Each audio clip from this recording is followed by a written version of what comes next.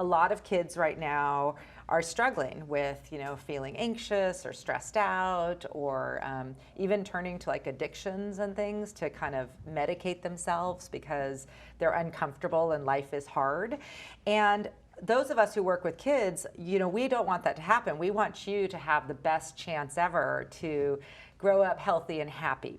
So we're going to kind of switch gears and start talking just generally about your ideas on that topic. And I think we'll start with Greg and share some of your ideas on this topic of how we raise thriving future adults. Yeah, so a lot of what we've spoken about today, I think, is going to be a consistent theme. And with that, I would say that in my own story, as a superintendent and as a parent, focusing mostly on the parent part, a great question that as a parent I could be asked by either of my kids is, can I talk to you? Right? So when I have the opportunity to be asked that question, of course I would embrace that, because I'm sure it's usually going to be followed by something that's intimate, that's my child, either one of them, would trust that they can confide in me about, and that I might be able to help them with. And I think with any household or school or camp, that relational piece that we keep going back to is really important. So as parents, having children feel comfortable enough to come home and ask that question is really important. Yeah. I think also just trying is so important, that you're never going to get it perfect. There's no perfect parent out there, and each stage is going to be different, from infancy to adults and older adults as you parent them for their lifetime. But reaching out for guidance or support of other parents that have raised kids or adults that are doing well, reaching out for guidance and learning. That you're never going to get it perfect, but as long as you're trying and trying some different things, that you're doing good.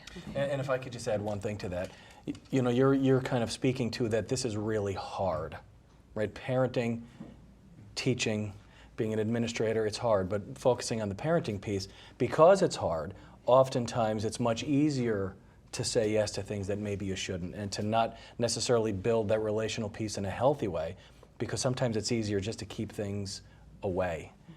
But it's the greatest challenge and the most important challenge any of us will ever have.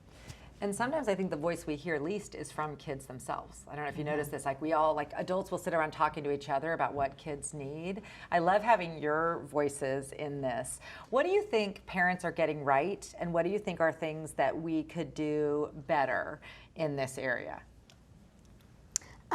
Sometimes parents, when they see you crying or something, just want to go up and hug you, and that works sometimes, but other times it's kind of like, I don't want to be touched right now. Please leave me alone for the moment. So it's just kind of like being able to tell them that and like doing that. Oh, that's such an important point. You're very wise, because I think one of the things that parents, so when you're a parent, you have this little baby and you're just like, I'm going to keep this baby safe, and you never want your baby to ever feel uncomfortable. And so it's our natural reaction when we see our kids unhappy or uncomfortable to want to jump in and fix it really quickly. But I think what you're saying is a real truth of life, is that some of those discomforts are the way we grow and we're learning to be ourselves. And so there are tears and anger and frustrations and failures that are part of how we grow into a thriving adult. And we actually need those as kids, because it's better to have the practice when you're in, elementary, middle school, high school, of just kind of the bumps in the road, relationships, friendships that don't work out, that it makes you sad, but at the same time, you then have time to reflect and learn about how that, what you learn from that, and how you then find friends that are more suited to you, that kind of thing. So I love that. That's such great insight about, just as parents, how sometimes we do need to let you have your own tears and emotions and not just want to jump in and fix it. I love that. And letting you feel your feelings. I think a lot of times we don't allow our kids to feel what they're feeling and acknowledge what you're feeling, and then talk about it and realize that, like Julian said, this might be a low time, but tomorrow will be better, or we've had other highs in the day. I think that we do swoop in and want to fix it or make it better, instead of giving them the tools that they need to grow up and understand what are some things we can do to make it better after giving you the space that you need. There's so many intricacies in it, but I do think that with the anxiety, there's so many kids that are feeling anxiety that we really just need to give them tools to acknowledge it and to plow through it and move forward with it. And also know that it's normal. This is the thing that's weird. Anxiety has gotten this like bad, rap, but all of us sitting up here, we were a little nervous, right, before this. A couple hours ago.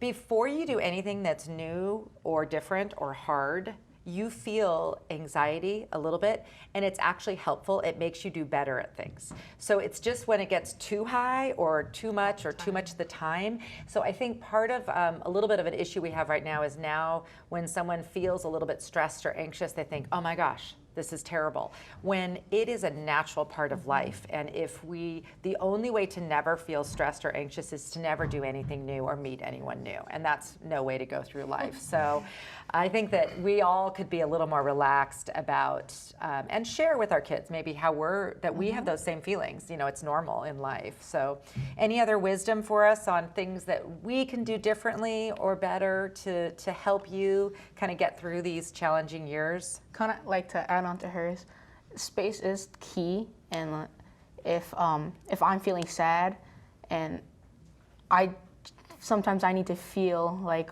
what I could do, recap the day, what I could do wrong, and what I could do better, and so I don't feel how I feel. So you just need a little downtime to just kind of regroup and just be on your own for a second. Yeah, just think to myself. I think we all need a little more of that Yeah.